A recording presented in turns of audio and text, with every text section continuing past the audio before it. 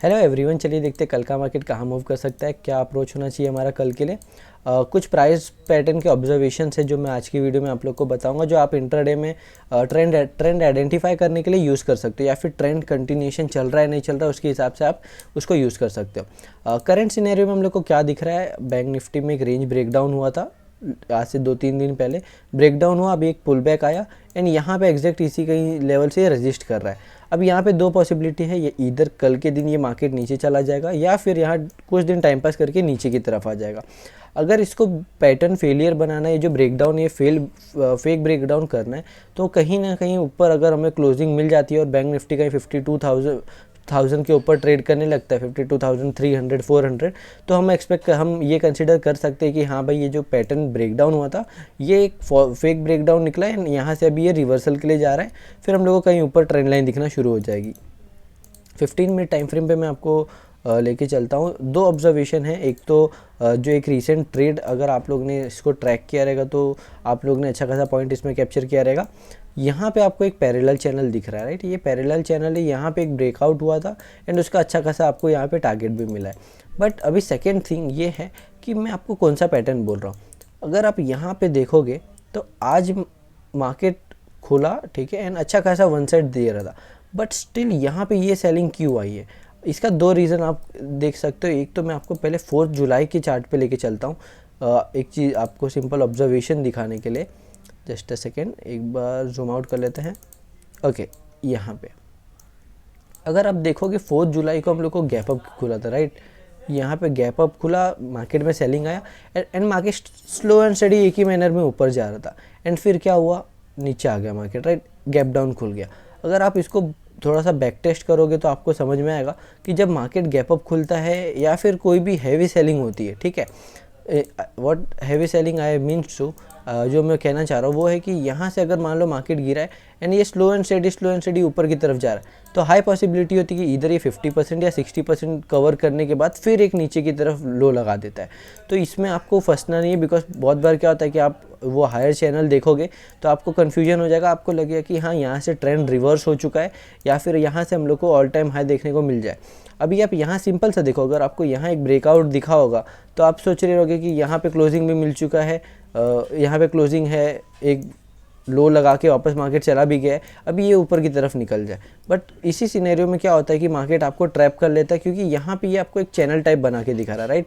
और अगर आप देखोगे तो ये क्या बन रहा है, आपको एक समझ में आएगा कि भाई ये एक फ्लैग एंड पोल सा बन रहा है, या फिर आप इसको एक राइजिंग वेज के हिसाब से भी कंसिडर कर सकते हो, डिपेंड ऑन यू कि आप कैसे चार्ट पैटर्न को रीड कर रहे हो। But still it's a negative sign in many thing, in many time, क्योंकि मैंने इसको बहुत बार ट्रेड किया है, बहुत बार मैंने इसको स्पॉट किया है।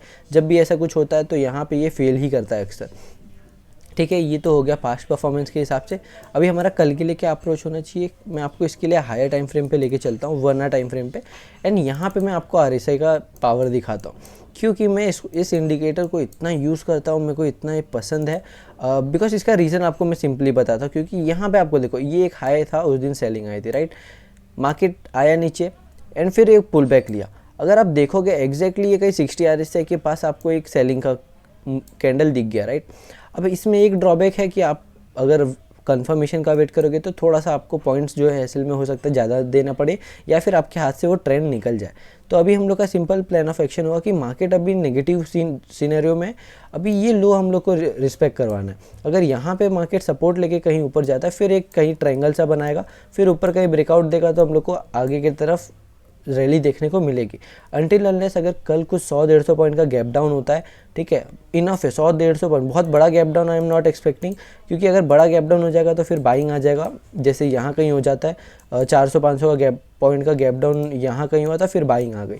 तो बहुत बड़ा गैप डाउन नहीं होना चाहिए। ये जो लो है, जब तक इसके ऊपर मार्केट है हम लोग होल्ड करेंगे, हम लोग बाइंग के लिए प्लान करेंगे इसके ऊपर, इन द सेंस ऑफ कि ये रेंज के ऊपर कहीं अगर रहेगा मार्केट तो ही हम लोग बाइंग का प्लान करेंगे, ब्रेकआउट के ऊपर। ऐसा नहीं कि कहीं इधर खुला हम लोग बाय करेंगे। अगर 100-150 पॉइंट गैप डाउन खुल रहा है और लो ब्रेक कर रहा है, हम लोग इमीडिएटली सेलिंग का प्लान कर सकते हैं। एंड हमारा टारगेट बड़ा होना चाहिए, बिकॉज यहाँ पे एक फॉलो थ्रू मिलेगा एंड अच्छा खासा यहाँ पे आपको मिल सकता है पॉइंट्स। आप अगर डेली टाइम फ्रेम पे देखोगे आपको हैवी सेलिंग देखने को मिल रही है। अगर कल के दिन कुछ मूवमेंट आया तो फिर एक बड़ा रेड कैंडल भी आपको देखने को मिल सकता है, दैट टू कि नहीं 50,000 के आसपास, 51,000 के आसपास तो ये आ सकता है। 400-500 पॉइंट ईजिली मूव कर सकता है बैंक निफ्टी। उसके बाद हो सकता है कि कहीं ना कहीं ये स्पाइक लगा के वापस चला जाए, हो सकता है 50,980 या 990 ये सब जोन से कहीं रिवर्सल फाइंड करने की कोशिश करें। बट स्टिल हम लोग को वो 300-400 पॉइंट का एक रेंज ज़रूर मिल सकता है और इस पर थोड़ा सा आपको एक्टिव रहना पड़ेगा, तभी आप इसको कैच कर पाओगे। तो बैंक निफ्टी हम लोग सेलिंग के लिए प्लान करेंगे। एंड निफ्टी अभी देख लेते हैं, बिकॉज निफ्टी अभी काइंड ऑफ एक सिमेट्रिकल ट्रायंगल सा बना रहा है एंड यहाँ पे हम लोग को देखने को मिल रहा है, ठीक है। आपको यहाँ पे देखो, आपको एक स्मॉल डाइवर्जेंस नहीं बोल सकता लेकिन एकदम स्मॉल प्राइस का मूवमेंट एंड RSI में डिफरेंस दिखा रहा हूँ। अगर आप यहाँ देखो तो इस हाई पे हम लोग का RSI था 70.80 एंड यहाँ पे लगभग नया हाई लग चुका है। स्टिल ज़्यादा कुछ मूवमेंट नहीं आया है, इसका मतलब स्ट्रेंथ कहीं ना कहीं अभी वीक है। तो हम लोग 15 मिनट टाइम फ्रेम पे आ जाते हैं इसके लिए। ओके ठीक है, अभी हम लोग 15 मिनट पे देखेंगे तो लास्ट के 3-4 कैंडल में अच्छी खासी सेलिंग हो गई। पूरा जो निफ्टी ने पूरा दिन भर में गेन किया था, लग रहा था 25,000 टच कर लेगा, बस स्टिल नहीं कर पाया। अभी हम लोग के लिए सिंपल प्लान ऑफ एक्शन होना चाहिए कि ये एक न्यूट्रल जोन है। अगर यहाँ कहीं ओपन हो रहा है, टाइम पास करके ब्रेकआउट दे रहा है तो हम लोग सेम डायरेक्शन प्लान करेंगे, और अगर कल ब्रेकडाउन दे रहा है तो हम लोग थोड़ा नीचे के लिए प्लान कर सकते हैं, क्योंकि यहाँ पे एक बड़ी रैली आ चुकी है। आप अगर निफ्टी में देखोगे, निफ्टी 400-500 पॉइंट के ऊपर मूव कर चुका है, तो कहीं ना कहीं इसको रिट्रेसमेंट देना चाहिए। एंड आइडियली हम लोग देखें तो 24,600 ये थोड़ा सा मुश्किल लग रहा है। अगर सेलिंग प्रेशर ज़्यादा रहा तो एक दिन में आ जाएगा, बट फिर भी हम लोग इतना बड़ा टारगेट निफ्टी के लिए प्लान नहीं करेंगे। डिपेंड ऑन द कैंडल, अगर पहला कैंडल कुछ बड़ा लग रहा है, बन रहा है, ठीक है, अगर ऐसे कुछ सेलिंग कैंडल जो आज बने लास्ट के मिनट्स में ऐसा कुछ बन रहा है तो हम लोग बड़े टारगेट प्लान करेंगे एंड सिंपल रखेंगे। अगर यहाँ एक ब्रेकडाउन होता है, ये लो एक हम लोग का खाली थोड़ा सा हर्डल रहने वाला है, उसके बाद सीधा हमारा सपोर्ट अगर फिबोनाची से देखें तो 24,700 एंड 24,600 एक आइडियल जगह हो सकता है रिवर्सल के लिए।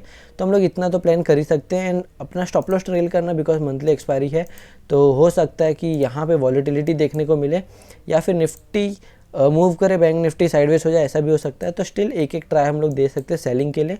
बाइंग अभी जब तक ऑल टाइम हाई या फिर इस रेंज के ऊपर नहीं निकल जाता निफ्टी, तब तक नहीं करेंगे, बिकॉज ये जो 3 कैंडल हैं इसके अंदर अब रेजिस्टेंस एरिया बहुत हो जाएंगी। यहाँ कहीं रेजिस्टेंस फेस कर सकता है या फिर इस कैंडल के ओपनिंग प्राइस पे रेजिस्टेंस फेस कर सकता है। तो अभी ओपनिंग हम लोग का बाइंग थोड़ा दूर हो गया है, तो हम लोग सेलिंग के लिए प्लान करेंगे। तो आज की वीडियो में इतना ही। वीडियो अगर अच्छी लगी हो तो लाइक एंड शेयर ज़रूर करिए। मिलते हैं अगले वीडियो में, तब तक के लिए गुड बाय।